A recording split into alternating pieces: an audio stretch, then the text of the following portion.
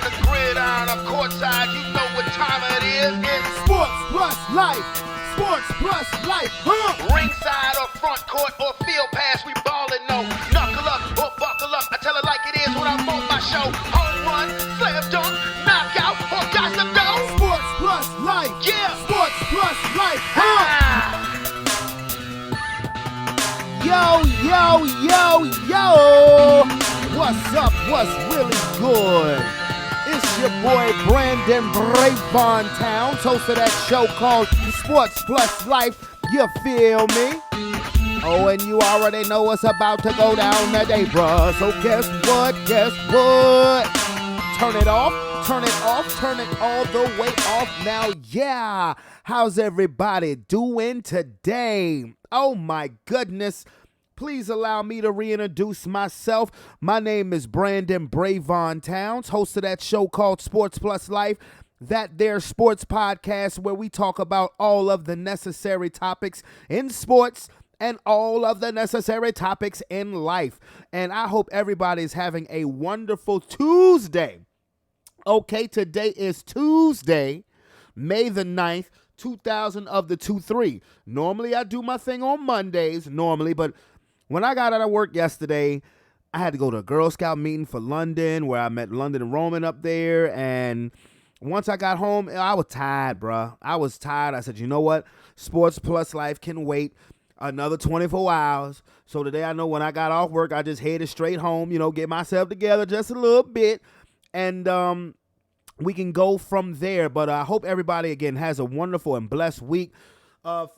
Weather was great today. Little drizzles sprinkled from here, every now and again.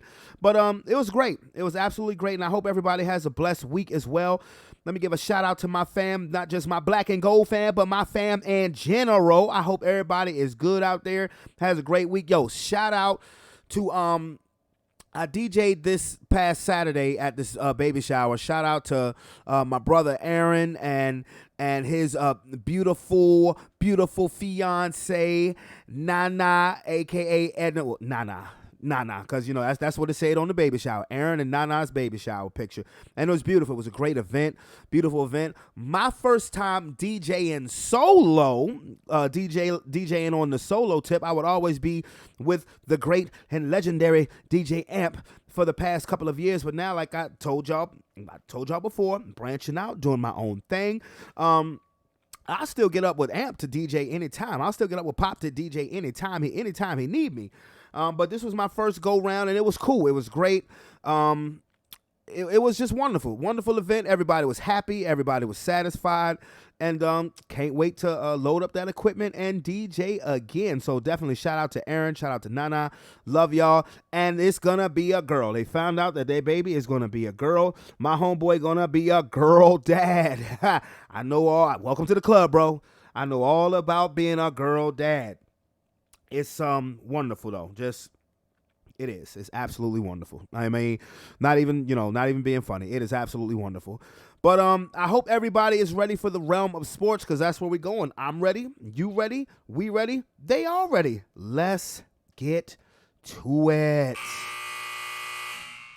The NBA playoffs. Have y'all seen my motherfucking Los Angeles Lakers? Excellent. Have you seen my motherfucking Los Angeles Lakers? Biatch. Is my Los Angeles Lakers about to put out the reigning, defending champion Golden State Warriors? Now look.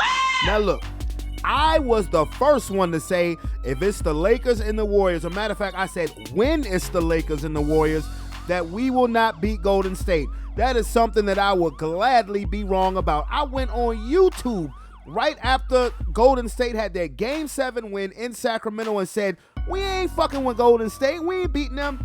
I would gladly be wrong on this one. Damn right. Because last night, the Los Angeles Lakers won Game 4 of their best-of-7 series, 104-101, to take a now commanding 3-1 lead against Dub Nation.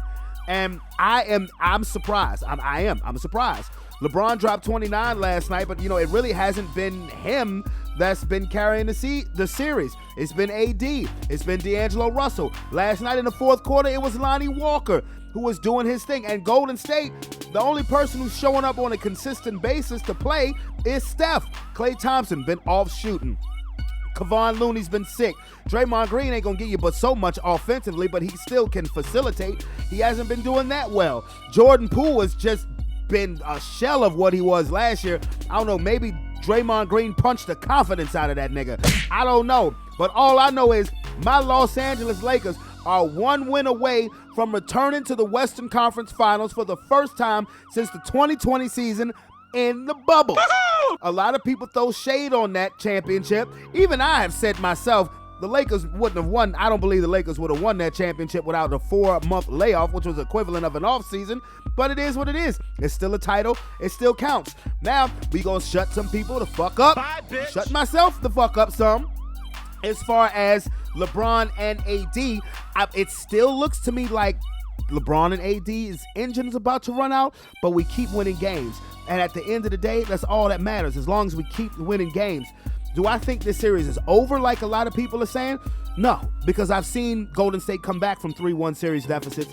It ain't over with the Warriors until it's over. Until that game is over and you have won your 4th game out of a 7-game series.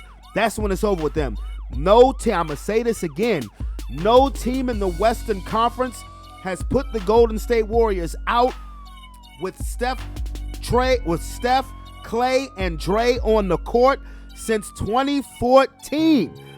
I will repeat that. Since Steph Curry, Klay Thompson, and Draymond Green, when they're on the court healthy, no Western Conference team has put them out of the playoffs since 2014. That's why I've been saying I have to see it to believe it, but I'm damn near ready to believe it because I'm seeing it. We need one more win. One more goddamn win. Now, I heard a dumbass question come from ESPN. Like, for people who are so smart in ESPN, they ask questions that are so fucking stupid sometimes.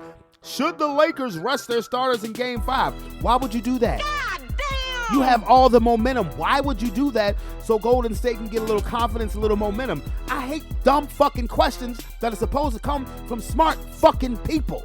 I mean, for real. And I know all that they're going to say is, well, it's just for content purposes. That's a dumbass question. Why would you even give Golden State the slightest bit of momentum? But anyway, Lakers are up 3-1. In the other Western Conference series, the Denver Nuggets and the Phoenix Suns are deadlocked at 2-2 with Game 5 coming tonight back in Denver. Now, when Chris Paul got hurt in Game 2, a game which the Nuggets won anyway, I was sitting here saying, damn, I think Phoenix is cooked. I didn't think Phoenix was going to get swept, but I was like, I think this series is going to be 3-1 coming back to Denver with Denver ready to throw the knockout punch. But it has been exactly the opposite. Devin Booker has been balling on another level. Now, KD has put up his KD scoring stat line, but Devin Booker has truly been on another level when it comes to doing this shit. Devin Booker is shooting like 70%. I mean, all of his numbers, nobody has scored as many points in their first 9 playoff games since Michael Jordan did it in 1990. Devin Booker is on that kind of historic pace. Now, that seems unrealistic that he would be able to keep that kind of frenetic scoring pace up. And, what makes it more amazing is that, particularly in Game 3, when Devin Booker and Kevin Durant combined for over 80 points, you had to, because up until Game 4, Phoenix had gotten nothing from his bench. But now that Chris Paul has not been playing the last couple of games, you're playing at a different tempo. Phoenix is playing at a more up-tempo pace and is honestly allowing Devin Booker to get off better. I'm not saying that Phoenix is a better team without Chris Paul. I would never say anything so ignorant. But their pace looks different. They look different. Styles make fights. And right now, the style that Phoenix has been playing over the last 2 games has favored them, has definitely gone their way. If you're Denver, you still have the advantage because you have the home court. You better not lose tonight, though. And that situation that happened with Jokic and the owner of the Phoenix Suns, man, if you're the owner of the Phoenix Suns, you knew what the hell you was doing. Just come on now, stay out of it. Okay, you own the team, yes. You write the checks, yes, but stay out of the game situation. And then the flop was funny. The flop to me was priceless because that forearm, and then he did his best Vlade Divac impersonation. I'm like, come on, honestly, that was priceless.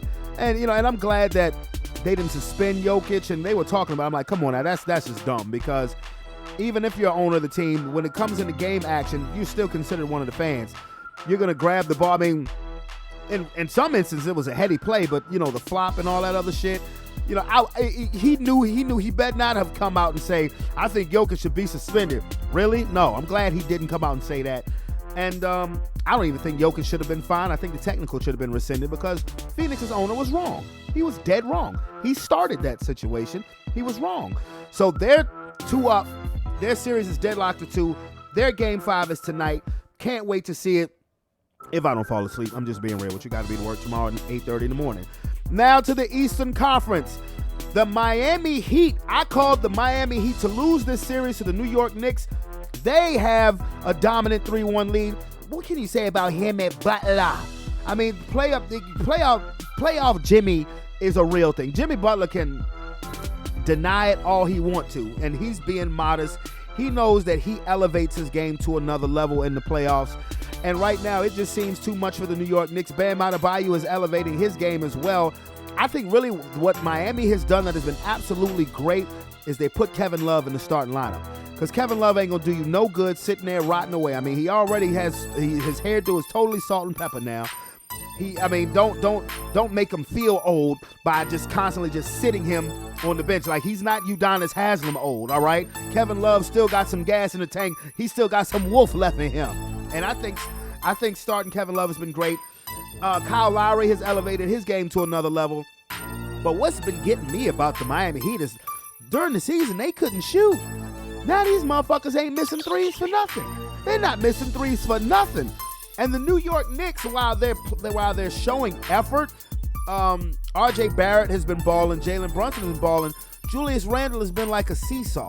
I'm not going to go as far as Stephen A. Smith said, I'm ready for them to trade him. But Julius Randle has been a bit of a seesaw this series. The Knicks have Game 5 in Madison Square Garden. Make the series look a little bit more respectful. Protect your court. Don't get put out on your own home turf. Force it back to Miami for Game 6 and just see what happens. But the Heat, this is a great playoff run. They're looking to become only the second ever number 8 seed to reach a conference finals. The other 8 seed to ever reach a conference finals, go figure, the New York Knicks. 1999 when they made it all the way to the NBA Finals. So that series is still interesting because if the Knicks win Game 5, then all the pressure goes to Miami to close them out in Game 6 back in South Florida. Now the other Eastern Conference series, 2-2 deadlock, doozy of a series, the Philadelphia 76ers and the Boston Celtics. Matter of fact, let me change that. The 2 games that the Philadelphia 76ers have won have been doozies. The 2 games that the Boston Celtics have won have been pretty one-sided. I don't know if that should give you confidence as a Celtics fan or if that should make you give you confidence as a Sixers fan, because you've had to have heroic efforts from James Harden. Now, I said this years ago and I will say it again and I will always mean it. I said this, if James Harden is your number 1 option, your team will not win a championship. He ain't the number 1 option. The number 1 option is the newly crowned MVP Joel Embiid, well-deserved, by the way. But when Embiid was out for Game 1, James Harden put on the cape, and he showed up, 45 points, game-winning 3. Then Games 2 and 3, he looked like flat-out dog flop. He really did. But then in Game 4, even though Embiid had 34 points, James Harden put the cape back on, 42 points, game-winning 3. I like the fact that he is helping out one of those shooting victims from that Michigan State tragedy. I think that's really good. That's really, for real. All jokes aside, I really love seeing him do that. But what you have to do, because I'm rooting for Philadelphia. I'm not gonna sugarcoat it. I am rooting for Philadelphia. If you're Philly, what you have to do, and you're Doc Rivers, You have to keep James Harden playing at this level because word is that Embiid has a tear in his knee. He's gutting it out. He has all the respect in the world for me, unlike other players, Zion Williamson, Kawhi Leonard, who's afraid to come to these guys who are afraid, who obviously have no pain tolerance. But if Embiid with a tear in his knee can still give you 34 points, I mean, goddamn. But what you're going to have to do, and I'm sure Doc Rivers has already told James Harden, bro, you have to keep playing at this level. If you want to win, you have to, because the winner of this series is going to have home court whether they face Miami or New York. And that gives them kind of the inside track to represent the Eastern Conference in the NBA Finals. Of course, you know, we all know I called the Bucks to win the whole thing. They wet the bed. Mike Budenholzer, by the way, got fired. I don't know how good of a look that is with them firing Budenholzer right after his brother tragically passed in a car accident. Thoughts and prayers go out to his family, honestly. But it's still a business. Like I said, I wouldn't have done it given those situations, but Budenholzer did not adjust in that series. And, you know, you never know his heart, because his heart could have been heavy, but whatever. But now, if you're Philly and you're Boston, you have the inside track to get to the NBA Finals. Even though you're probably going to end up running into that amazing Jimmy Butler, that goddamn playoff Jimmy Butler, who is doing his thug thizzle once again. But this is a great series. Miami and Boston are actually about to tip off in the next 40 minutes, actually. So I'm unless I don't get anybody on the phone, we'll probably be doing the podcast while that game starts. But the playoffs going good. I mean, we have 2 series in each conference that are 3-1. We have 2 series in each conference that are 2-2. And let's get it.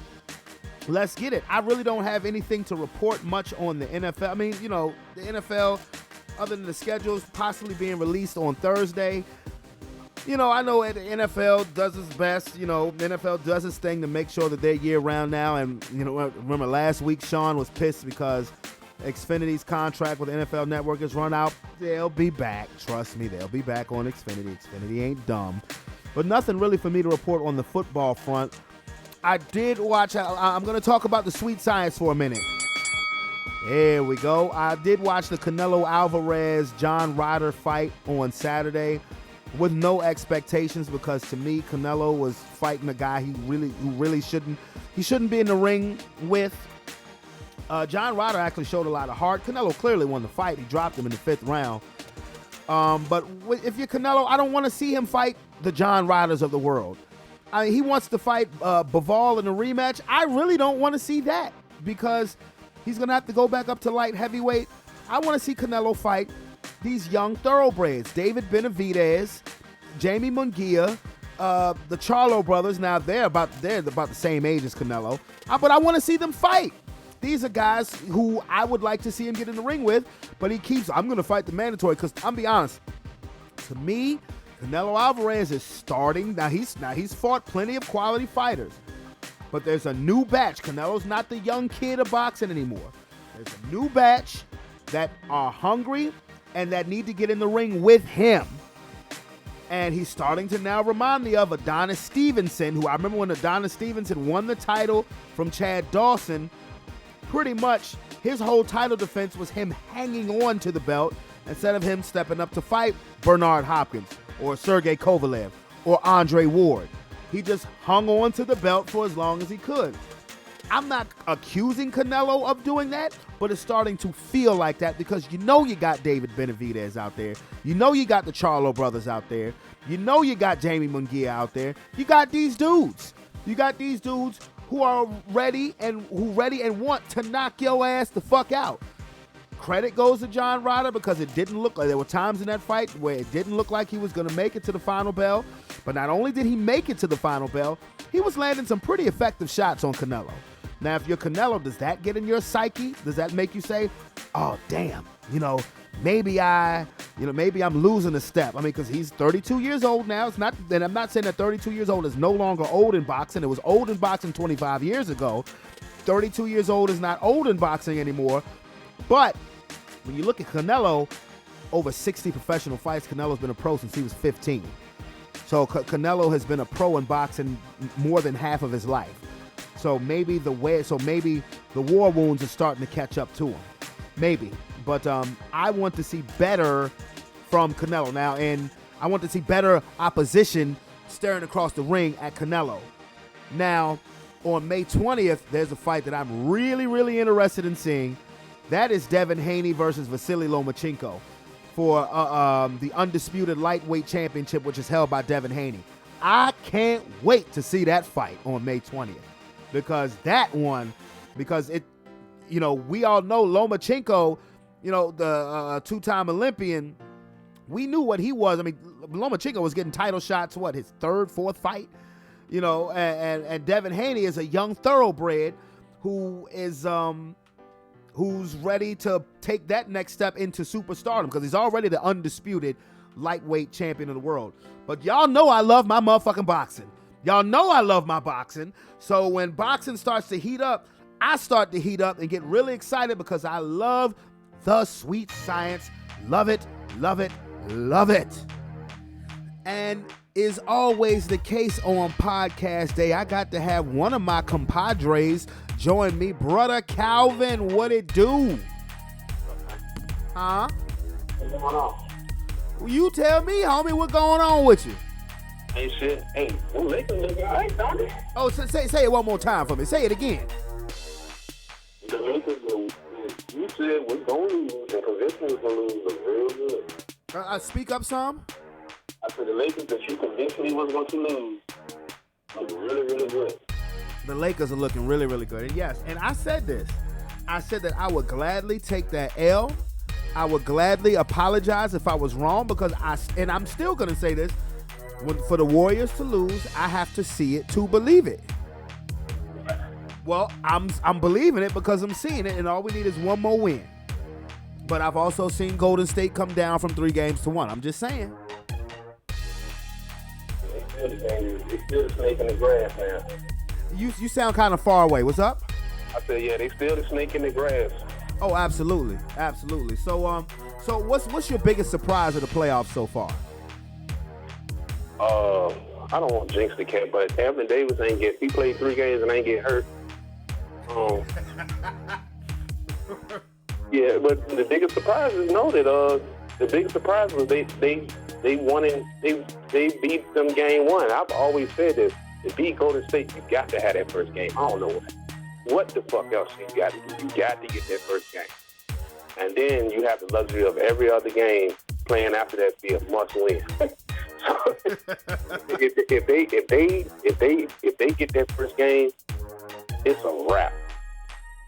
So the Lakers leading the series over Golden State is your biggest surprise of the entire playoffs? Right now, as I think, yeah. What's yours? Well, the biggest surprise was Miami beating Milwaukee in the first round. I called the Bucks to win the whole thing, and they ended up going out in 5 measly ass games. I mean, I ain't surprised, but I mean, Miami, they have always been a mentally tough. They've always been. I ain't surprised the way the culture is down there. I ain't surprised. I'm not surprised at the way Jimmy Butler is playing. But I am surprised that they beat the Bucks. Yes, I am. I mean, I don't like the fact that they had to face them in the first round because I don't like the play-in format to begin with. But I would have much rather seen Miami do that against Boston in round 1 because I'm just like, fuck Boston. But yeah, that to me was my biggest surprise. Milwaukee going out in the first. I expected the Lakers to beat Memphis. I would have to say my second biggest surprise, is right now the way the Lakers are playing against Golden State. That would be my second biggest surprise. And that Anthony Davis's check engine light hasn't come on yet. So what do you think of that Philadelphia-Boston Celtics series? 2-up. I really want Boston to win. That's probably one of the better series all playoffs. James Harden, he looked like James Harden. You know what I'm saying? Like he looked like Houston James Harden, right? He looked like Houston James Harden. He sure do, brother. he like Houston James Harden, and it just goes to show you what kind of steps he took back to try to fit. You know what I'm saying? Can't call him not a team player. I mean, he really showing his ass. I think people forgot about that shit, man. You got to go back to the drawing board if you bossing. That was a weapon that you didn't think you had. That was some shit you didn't think you would have to deal with. Yeah, I mean, and because, you know, and now it brings into question, can he really still play like that, or did he really readjust his game for the betterment of the Philadelphia 76ers? Now, I'm about to make this three-way call, Big C, to my homeboy Marquise, who just called me. Y'all have never met before, but he's a basketball head. He's a younger dude, but just hang on tight for a second, okay? Okay. You must be out of your goddamn mind. Yeah, reality motherfucking podcast. That's what we do. You know, now I got the callers coming in, and you know, let's talk these hoops. Let's talk these hoops. Oh, your fat ass don't come on my house no more. You there, Big C? Please leave your message for 8. Big C. What's wrong with you? Hold on. What's wrong with y'all? Hold on, Calvin. You niggas are crazy. Reality motherfucking podcast. That's what it is. Uh-oh. Hold up. Okay, there we go. If I don't edit this shit out, fuck it. I'm rich, biatch. In the ghetto, There we go. on the cold and gray Chicago moon, and that little baby child is born in the ghetto. Yellow. Keith, what up, boy? Hey, what's good? Ain't nothing much. I got one of my homeboys on here. I know you listen to the podcast every week. I got my brother Calvin on here. What's up, brother? Hey, what's good? Ain't nothing much, man. Want to talk a little hoops with you, Brody. What's going on now? Now, Calvin Marquise is a Denver Nuggets fan. You know, we don't find many of those here in Richmond, Virginia. But, you know, he's a Denver Nuggets fan. And right now, Denver looked like they was on their way after the first 2 games against Phoenix. And now the tide has turned without Chris Paul playing. So, Keith, what's going on with your Nuggets, bro? We can't stop D-Book. You can't stop D-Book or KD. Oh, and by the way, I don't know if I told you, we are on the podcast. Oh, good. Yeah, you can't stop D-Book. You shoot like 55%. You know, we can't do nothing with him. So, and, you know, the other guys showing up. Shamit showed up last game. Well, that was the first time all series that Phoenix's bench is really giving them, really the first time all playoffs that Phoenix's bench is giving them anything. Now, if that starts to happen on a consistent basis, y'all got an issue, because I'm saying this because, you know, you guys play Game 5 tonight. What do you think the outcome is going to be tonight? I think we're going to bounce back tonight. We back at home. I think we're going to bounce back tonight for sure.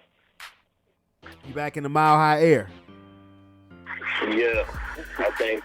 Like, all the winning, everything, everybody's won at home. I think that's going to continue happening. We're going to take it at 7. Okay, well, I mean, if that's the case, then yeah, then y'all got it. if you're just going based off a home court.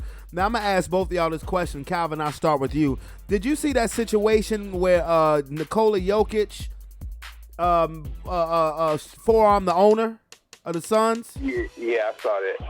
So what did you think about that? I don't know if he knew that's who that was. I don't think he knew who it was. You know, but I don't think he knew who that was. But like, if you hold the players, when you have teams, and you know what I'm saying, doing a basketball game, you hold, you know what I'm saying, you hold players to a higher standard.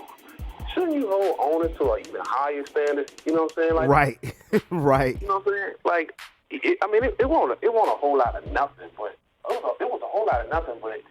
You know, like if I gotta go back and look at it, but if like he was like if he was like mixing it up, trying to mix it up with the dude, like antagonizing, like acting like a fan, can't do that. As an owner, you can't act like a fan.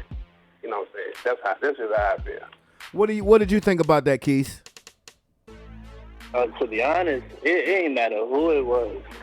When you at the basketball game, you know once the ball goes in the crowd, you throw the ball back. the owner held the ball, and once Jokic tried to grab the ball back from him, he kind of like tugged it back in.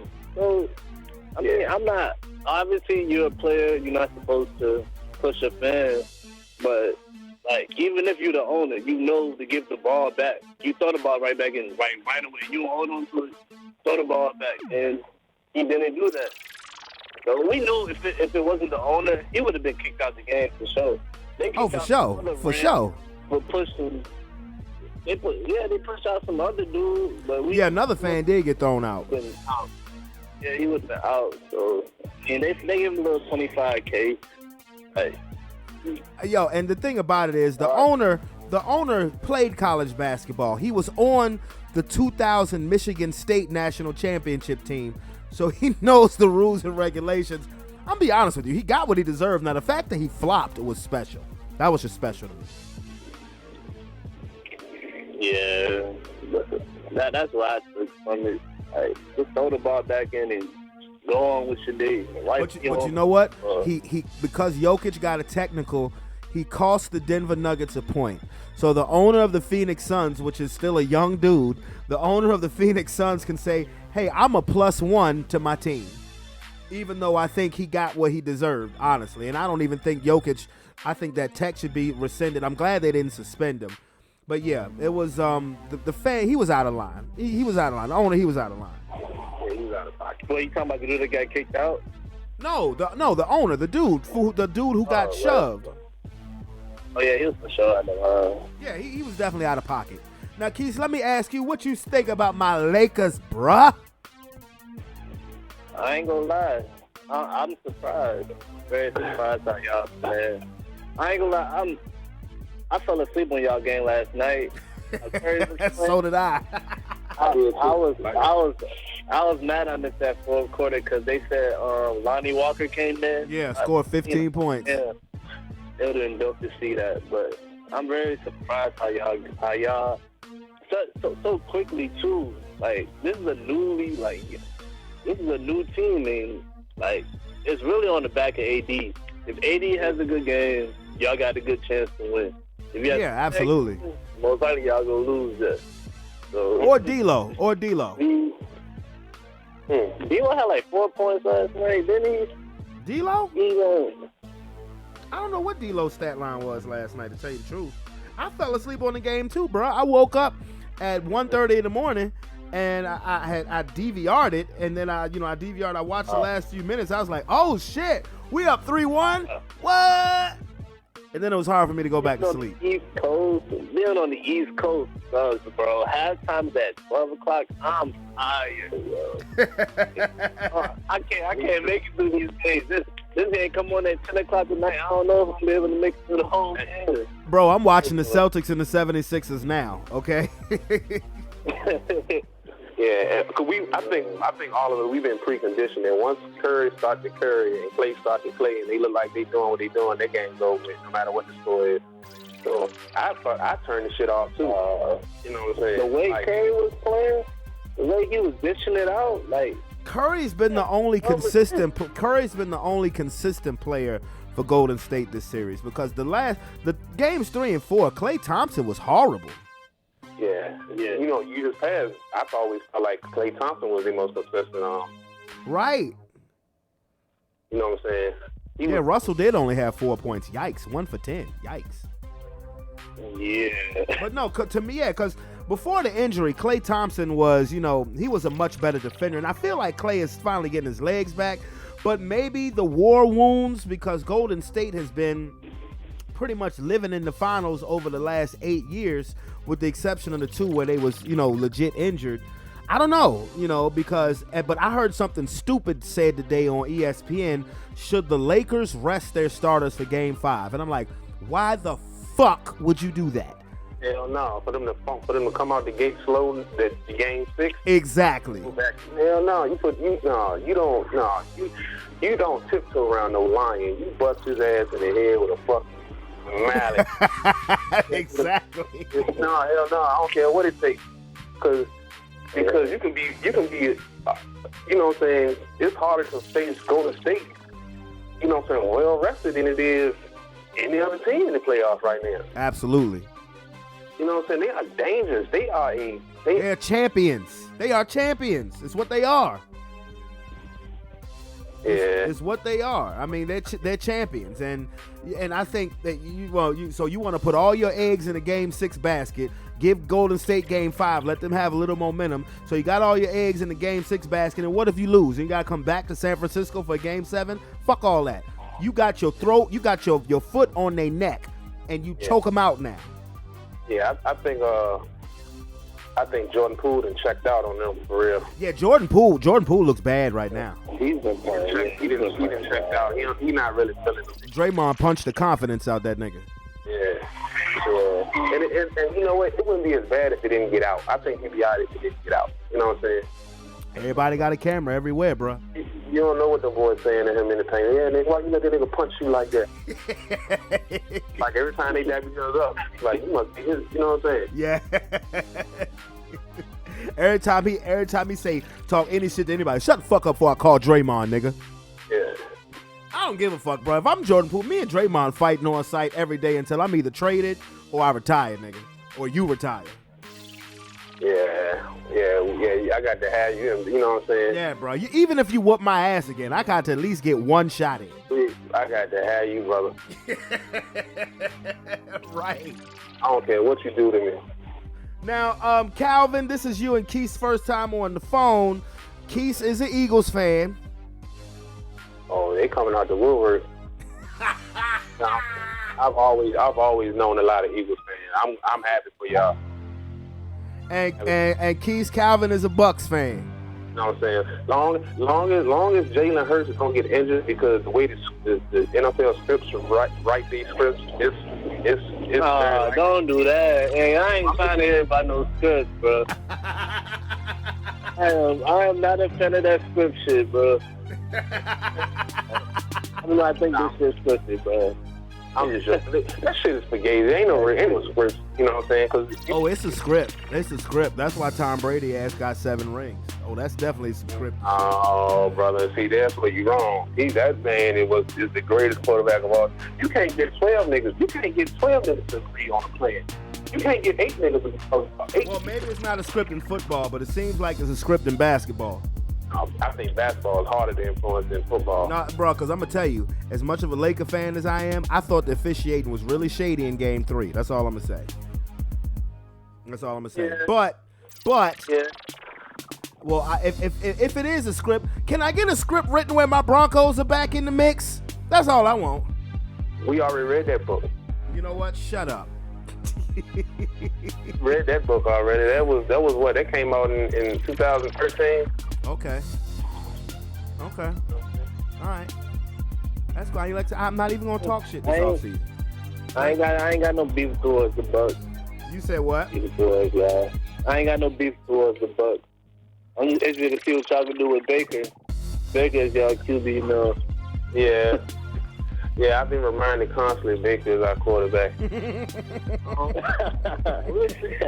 We'll see. I mean, you all I got there. Yeah, the good thing about it, y'all in the trash ass division. That might help y'all. Yeah, y'all in the trash division. So Keith, who do you think should be favored to win that division in particular? I'm picking the Saints right now just because of Derek Carr as their quarterback. Yeah, I'm gonna have to just because. Yeah, I'm gonna have to get to the Saints. But again, and what I keep trying to tell Calvin, and by the way, he said he's constantly reminded that Baker is their quarterback. That would be by me. Because Calvin had a dream that they would get Lamar Jackson, and I told him from Jump Street, cancel that dream. But what I've also been trying to tell Calvin, and I'm not saying this to sell him a dream, is that they still have very good offensive weapons. You know, Baker doesn't have to go out and be a superstar. He just has to drive the bus. Mike Evans is still very good. Chris Godwin is still very good. And again, it is a weaker than normal division. So, I wouldn't just give up all hope. I mean, I get it. You know what I'm saying? Anything was better than last year. I mean, anything. And y'all went to the playoffs last year. How about that? Yeah, we did. I'm not gonna lie though, that was the only, and this was strictly venom towards Tom Brady, just because I'm tired of his ass. That was the only game ever where I can actually say I was laughing when the Cowboys was winning the game. Yeah. Ever. Yeah, that's a script for your ass. That's a script for your ass. He never ever lost to the Cowboys before. In his last game. It's all good. His last game. I don't know his last game. Man, please don't say that, Keith. Let that man retire. Let that man retire. I think he's done. Let that man retire. I mean, for real. What y'all want him to play till he's 50 or play till he gets really, really hurt? And you know what? I thought about that. That is true. Like, why? That is true. Because I don't know if it was a fake divorce, but he showed back up to training camp looking like he had Botox. He like Ellen.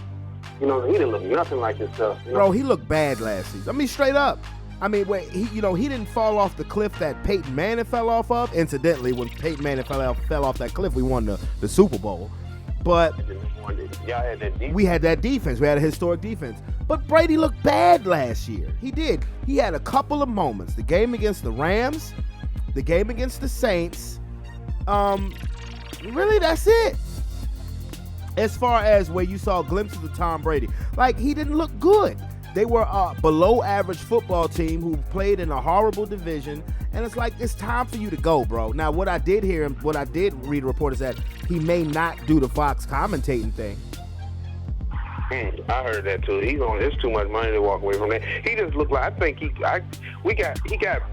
I don't know which game it was. It was early on, but he just got banged. Like when he got up, it like his shoulder was fucking hurt. Because remember I kept saying, like, we're not throwing deep. You know what I'm saying? He's not throwing deep at all. Like, he threw it a million times, but he just, that could, you know what I'm saying? That could be like wear and tear, and you know what I'm saying? Like, not. I mean, it could be, because think about it. He really never, the last couple of years in New England, he really never threw deep. Right, but the last 2 years, he did. Oh yeah, I know. Well, look who your coach was. No risk it, no biscuit was your coach. Right. See, I wish I had more time to kick with y'all. I gotta go back into work. All right, bro. All right, man. All right.